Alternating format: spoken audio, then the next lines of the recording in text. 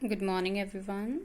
Now, in this today's video, we are going through our next topic, that is continuous charge distribution. Earlier, we have gone through your electric field, concept of electric field due to a point charge, and superposition principle for multiple electric fields, right?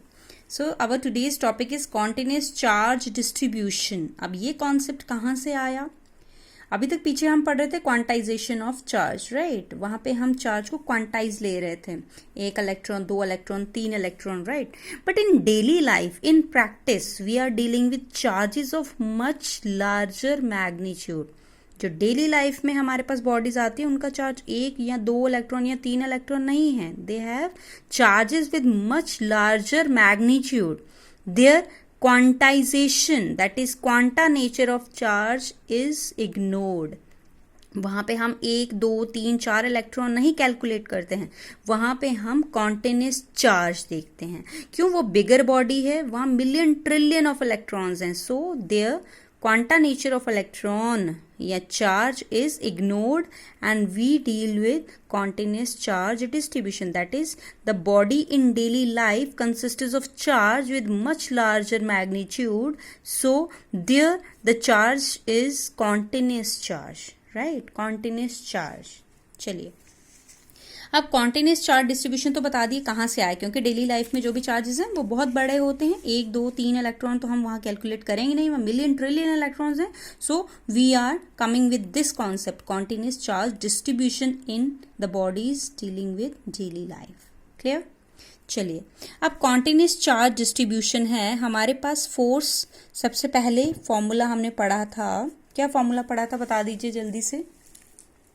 Late us consider we have a body, bigger body ले लेते हैं, कोई भी बिगर body है, जैसी मर्जी, irregular, regular, right? और यहाँ पे मैंने इसका छोटा सा, क्योंकि बहुत बड़ी बॉडी है, कोई छोटा सा चार्ज ले लिया. Late it B DQ charge है, ठीक है? और यहाँ पे कोई टेस्ट चार्ज है Q0. सबसे पहले इस छोटे चार्ज की वजह से, late it be source charge, इसकी वजह से इसके ऊपर कितनी फोर्स एक्सर्ट होगी. लेट इट बी, दोनों के बीच का डिस्टेंस R है, और फोर्स ये कहाँ को लगा रहा है, बाहर को लगा रहा है. तो बता दीजिए कितनी फोर्स आएगी इस स्मॉल चार्ज की वजह से.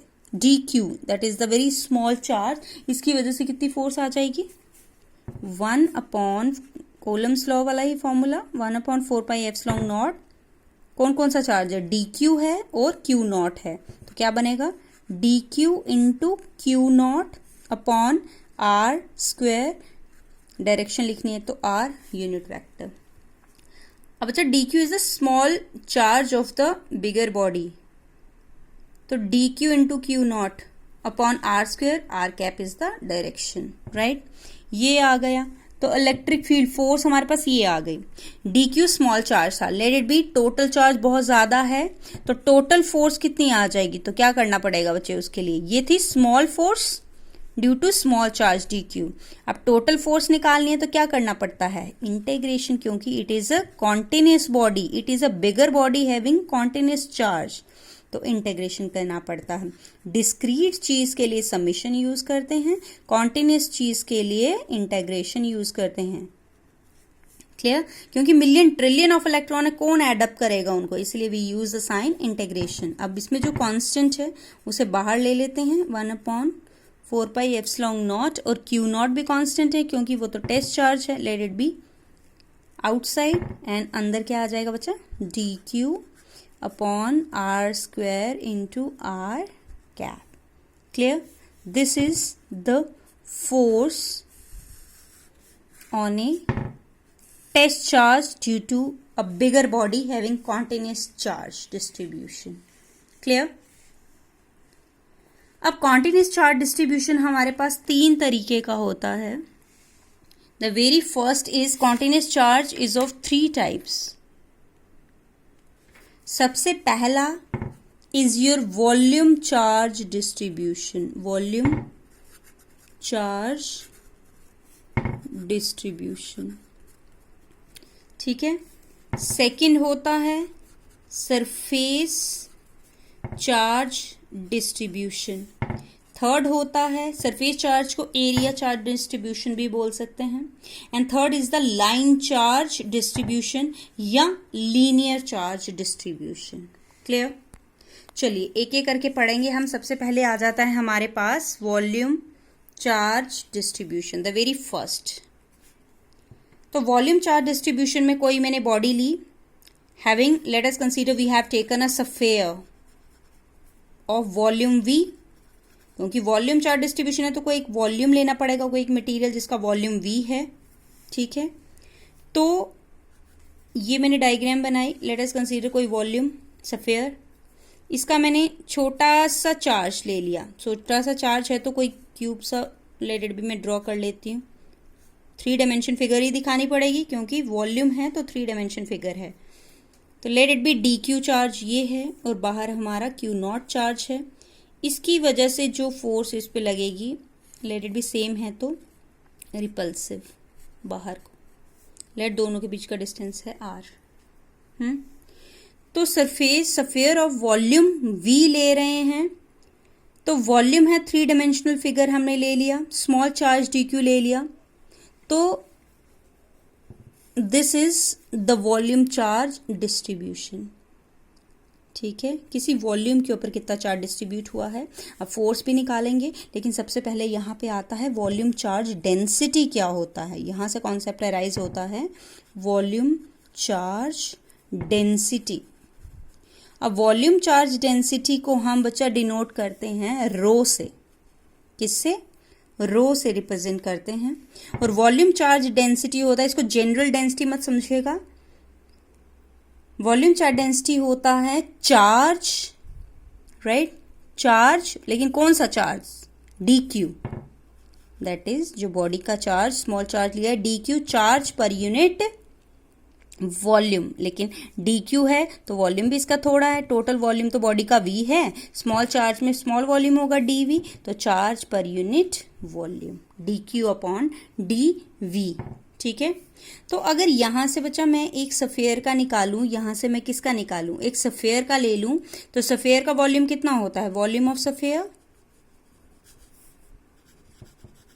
बता दीजिए, 4/3 पाई r क्यूब होता है, राइट। तो यहाँ पे वॉल्यूम चार्ज डेंसिटी कितनी बन जाएगी? dq को वैसे ही रखो तो वॉल्यूम कितना आ जाएगा? 4/3 पाई r क्यूब। या उसमें टोटल चार्ज q ले लेते हैं तो q upon 4/3 pi r cube. ये स्मॉल चार्ज स्मॉल वॉल्यूम के लिए था, टोटल वॉल्यूम स्फीयर का 4/3 pi r cube, total charge q ले लिया तो वॉल्यूम चार्ज डेंसिटी हो गई q upon 4/3 pi r cube. This is volume charge density, charge per unit volume. ये small charge for small volume, total charge for total volume. Clear? This is volume charge density. अब हमने साथ में करना है force. जैसे यहाँ force निकाला, वहां पे भी फोर्स निकालनी है वॉल्यूम चार्ज डिस्ट्रीब्यूशन के लिए। तो चलिए यहाँ पे आ जाते हैं। वॉल्यूम चार्ज डिस्ट्रीब्यूशन के लिए फोर्स कितनी बनेगी? आप वेक्टर फॉर्म में लिखो या स्केलर फॉर्म में लिखो, doesn't make any difference, right. चलिए फोर्स कितनी होती है? अभी बेसिक फॉर्मूला हमने ये लिखा, ठीक है, यही वाला फॉर्मूला लिखेंगे तो क्या बनेगा? Q not upon 4 pi epsilon naught integration dq upon r square into r cap, right. तो यहाँ पे F निकाल लिया तो बच्चा इलेक्ट्रिक फील्ड क्या बन जाएगी? इलेक्ट्रिक फील्ड क्या होती थी अगर बताओ? Force per unit test charge. तो इसको डिवाइड करेंगे Q नॉट से तो Q not will cancel. What will you get? बता दीजिए, सिंपल क्या आएगा? 1 upon 4 pi epsilon naught integration dq upon r square into r cap आएगा। क्यों आएगा? क्योंकि हमारे पास पर यूनिट टेस्ट चार्ज था तो टेस्ट चार्ज कैंसिल हो गया, तो you will get this is the electric field. अब इन टर्म्स ऑफ, ये इन टर्म्स ऑफ चार्ज आ रहा है, तो इन terms of volume charge density या इन टर्म्स ऑफ ये लीनियर वॉल्यूम चार्ज डेंसिटी बताना तो क्या करेंगे बच्चे? इसी इक्वेशन से, फ्रॉम इक्वेशन फर्स्ट से बात करें तो रो थी आपकी dq अपॉन dv, तो यहां से dq निकाल लो, कितना आ जाएगा? Rho into dv। इस रो इंटू dv को यहां पे पुट कर दीजिए तो what will be the electric field? Force में भी पुट कर सकते हैं, फोर्स निकल जाएगी, इलेक्ट्रिक फील्ड में पुट करेंगे तो इलेक्ट्रिक फील्ड आ जाएगी। ठीक है, तो क्या मिलेगा 1/4πε0 इंटीग्रेशन डी क्यू की जगह rho D V upon R square into R cap. फिर आप रो जो है वो तो कांस्टेंट है, कैन बी टेकन आउटसाइड, तो rho upon 4πε0 integration D V upon R square into R cap. Clear? This is the electric field. This is the force for the volume charge distribution if dq is replaced by rho dv. ठीक है, similarly electric field is 1 rho upon 4πε0 dv upon r square into r cap. This is the volume charge distribution. कुछ नहीं किया, Coulomb's law ही use किया है हमने पीछे formula. Integration इसलिए यूज किया because this is a continuous body, we are dealing with the bodies in daily life which have a larger magnitude. Rho is charge per unit volume. Similarly second हमारा होता है surface charge distribution. Surface charge distribution, surface charge distribution में हम क्या लेंगे, यहाँ पे बच्चा हमने 3 डायमेंशनल फिगर ली थी, यहाँ पे 2 डायमेंशनल फिगर आएगी। जैसे मैंने कोई क्या ले लिया, सरफेस ऑफ सफेयर ले लिया, सरफेस ऑफ कंडक्टर ले लो, surface of conductor 2 dimensional figure. तो 2 डायमेंशनल फिगर है, चलिए ठीक है, तो 2 डायमेंशनल फिगर है, आगे डायग्राम में बताते हैं कैसे। कोई भी ले लिया हमने 2 डायमेंशनल डायग्राम, 2 डायमेंशनल डायग्राम ले ली और इसका छोटा सा एरिया ले लिया, क्योंकि सरफेस चार्ज है तो एरिया चार्ज डिस्ट्रीब्यूशन भी बोलते हैं, एरियल चार्ज, तो एरिया लिया और इसका चार्ज कितना है डी क्यू। बाहर हमारा टेस्ट चार्ज है, इन दोनों के बीच का डिस्टेंस आर है and the force will be here, और इलेक्ट्रिक फील्ड की डायरेक्शन भी यही है, being the charges are same. Clear? तो यहां से this is the surface charge distribution, right, over the surface, over the area, over a 2 dimensional figure. और यहां पे कॉन्सेप्ट आता है सरफेस चार्ज डेंसिटी या एरियल चार्ज डेंसिटी। पीछे क्या था, volume charge density, here is surface charge density represented by, इसको सिग्मा से रिप्रेजेंट करते हैं। किससे रिप्रेजेंट करते हैं? सिग्मा से रिप्रेजेंट करते हैं, राइट। तो वहां पे था वॉल्यूम चार्ज डेंसिटी, यहाँ पे सरफेस चार्ज डेंसिटी, और sigma is represented as charge per unit area. वहां था चार्ज पर यूनिट वॉल्यूम, यहाँ था चार्ज पर यूनिट एरिया। तो चार्ज पर यूनिट एरिया तो डी क्यू कितना आ जाएगा, सिग्मा इंटू डी ए, राइट। तो इसी को हम जैसे पीछे यूज किया वैसे यहाँ पे भी यूज करेंगे। क्लियर बच्चा? अगर मैं यहाँ पे बात करूँ, ये कोई सफेयर का सरफेस एरिया है, तो यहाँ सिग्मा कितना बन जाएगा, चार्ज पर यूनिट सफेयर का सरफेस एरिया कितना होता है 4πr²। ठीक है, तो ये मैंने जस्ट एक एग्जांपल ली कि एक सफेयर का सरफेस एरिया लेके हम चले, ठीक है, वहां पे वॉल्यूम लेके चले, यहाँ एरिया लेके चले। ठीक है, तो चलिए बता दीजिए, फोर्स का भी फॉर्मूला हमने लिखा था पीछे, 1/4πε0, कॉन्टिन्यूस बॉडी है तो इंटीग्रेशन, और Q0 बाहर था, अंदर क्या था dq upon R square into R cap. तो यहाँ पे फोर्स अगर मैं निकालूं बच्चा तो क्या बन जाएगी, Q0 अपॉन 4πε0, और dq की जगह in terms of surface charge density लिखना है तो dq की जगह ये लिखेंगे sigma into D A upon R square into R cap, right. Comes out to be electric field, force भी लिख देना है, इलेक्ट्रिक फील्ड भी लिख देना है, तो क्या बनेगा, चार्ज, इलेक्ट्रिक फील्ड में तो टेस्ट चार्ज एलिमिनेट हो जाता है तो टेस्ट चार्ज कट जाएगा, सिर्फ सिग्मा बचेगा। तो क्या लिखेंगे, sigma upon 4πε0 D A upon R square into R cap integration.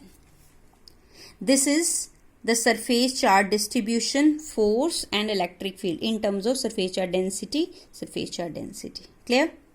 अब linear charge density, last is the linear charge density, third one, linear या line charge भी बोलते हैं, linear charge density, right? या linear charge distribution. linear charge distribution है कोई एक 1 dimensional figure, late it B positive, positive कोई charge है इसके ऊपर, और यहाँ पे कोई हमारे पास टेस्ट चार्ज है Q0, इन दोनों का डिस्टेंस R है, ये छोटा सा एरिया, यहाँ पे छोटा सा चार्ज ले लिया DQ, और यहाँ पे फोर्स F एक्सर्ट हो रही है। ठीक है, कोई एक लाइन ले ली, that is one dimension figure, कोई एक लेंथ पे। तो ये हो गया लीनियर चार्ज डिस्ट्रीब्यूशन। तो यहां से लीनियर चार्ज डेंसिटी कॉन्सेप्ट आता है और उसको लेमडा से रिप्रेजेंट करते हैं, that is charge per unit length. Charge per unit length, पीछे था charge per unit volume, charge per unit area, charge per unit length. तो यहां से डी क्यू किसके बराबर आ गया, लेमडा इंटू डी एल। अगर मैं बात कर लूँ एक सर्कल के ऊपर जो सरकमफ्रेंस है, तो लेमडा कितना आ जाएगा, Q, if Q is the total charge, right. तो किसी सर्कल की अगर मैं बात करूं तो सर्कल का सरकमफ्रेंस वो लेंथ ही होती है, पेरीमीटर को लेंथ ही है, तो 2 पाई आर हो गया। This is just an example कि सर्कम का सरकमफ्रेंस वाली लेंथ हमने ले ली, तो लीनियर चार्ज डिस्ट्रीब्यूशन कितनी होगी, over the length, over the circumference. Clear. चलिए यहां से भी आप फोर्स भी बता देंगे और लेंथ भी बता देंगे। अगर डायरेक्ट लिख दूं तो डी क्यू की जगह यहाँ पे क्या आ जाएगा, लेमडा इंटू डी एल। तो यहाँ सीधे लिख देती हूँ फोर्स की जगह, यहाँ सिग्मा डी ए था, यहाँ पे लेमडा इंटू डी एल हो जाएगा। तो Q not upon 4 pi epsilon naught integration sigma D A की जगह लेमडा डी एल, क्योंकि लीनियर चार्ज की बात करें, upon R square into R cap. And what about electric field, electric field सब सेम रहेगा बट क्यू नॉट नहीं आएगा, क्योंकि test charge per unit, test charge force per unit test charge होता है, तो Q naught will cancel each other. Clear. Integration lambda D L upon R square into R cap. This is what your linear charge distribution, surface charge distribution, and at the previous page, that is back, there is volume charge distribution. Hope you have understood the continuous charge distribution. 3 तरह के होते हैं, clear? तो अगर general charge distribution की बात करूं, general charge distribution, ना ही कॉन्टिन्यूस ना ही डिस्क्रीट, मैंने बात की जनरल चार्ज डिस्ट्रीब्यूशन, तो वहां क्या आ जाएगी, जनरल चार्ज आ जाएगी, उसमें कॉन्टिन्यूस चार्ज डिस्ट्रीब्यूशन भी आएगा, कॉन्टिन्यूस चार्ज डिस्ट्रीब्यूशन भी आएगा, प्लस डिस्क्रीट भी आएगा, प्लस डिस्क्रीट चार्ज डिस्ट्रीब्यूशन, मतलब दोनों आ जाएंगे उसमें जनरल में, राइट। मतलब सारे के सारे ऐड हो जाएंगे, जितने भी डिस्क्रीट हैं, जितने भी कॉन्टिन्यूस है, सब ऐड हो जाएंगे।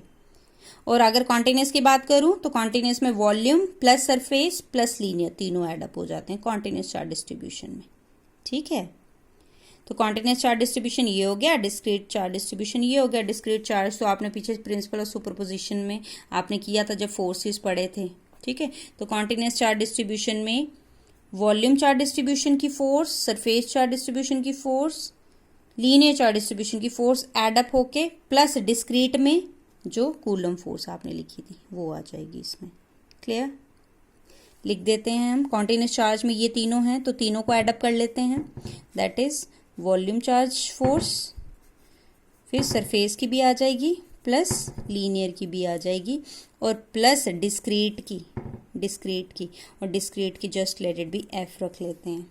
वॉल्यूम चार्ज की अभी लिखी, क्यू नॉट अपॉन फोर्स के हिसाब से लिखो या इलेक्ट्रिक फील्ड के हिसाब से लिखो, फिर क्यू नॉट नहीं आएगा अगर इलेक्ट्रिक फील्ड के हिसाब से लिखेंगे।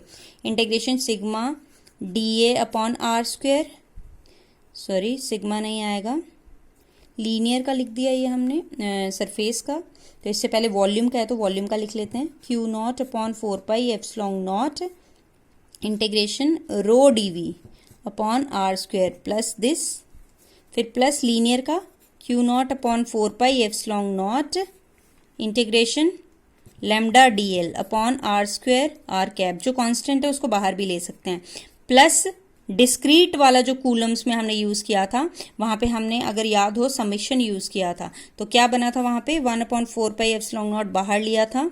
फोर्स के हिसाब से बात करें तो क्यू नॉट उनका भी वहाँ पे भी बाहर आया था, ठीक है। तो यहाँ पे क्या बन जाएगा, क्यू नॉट नहीं आया था, इंटीग्रेशन चलो क्यू और यहाँ पे आ गया था क्यू आई अपॉन आर आई का स्क्वायर इंटू आर कैप, यही था पीछे, ठीक है। Q upon 4 pi epsilon naught integration Q I upon R I square R cap, ठीक है। तो ये आ गया आपका general charge distribution, that is continuous charge distribution plus discrete charge, total सारा हो गया, कॉन्टिन्यूस भी ऐड हो गया, डिस्क्रीट भी आगे हो गया, और discrete Q not upon 4πε0 R I square R cap होता है। क्लियर बच्चा? तो this is what your continuous charge distribution is. So remember the numerical will come from this linear charge density, surface charge density, volume charge density, and the formula is used in the next chapter, in the previous chapter. हर एक chapter में आपका ये कहीं ना कहीं use हो ही जाता है, तो यू शुड रिमेंबर. अभी तक आपने पढ़ा था कि डेंसिटी होता है मास पर यूनिट वॉल्यूम, ठीक है, बट यहाँ पे क्या है, वॉल्यूम चार्ज की बात करेंगे तो charge per unit volume, surface charge density की बात करेंगे तो charge per unit area, linear की बात करेंगे तो चार्ज पर यूनिट लेंथ होता है. क्लियर? तो अब यहाँ पे आपका डेंसिटी चेंज हुआ, पहले आपने सिर्फ मास पर यूनिट लेंथ पढ़ा था, मास पर यूनिट वॉल्यूम पढ़ा था. क्लियर? चलिए, thank you very much. In the next video we will go through your electric field lines and the electric field drawing of the, that is the graphical representation of the electric field. Thank you.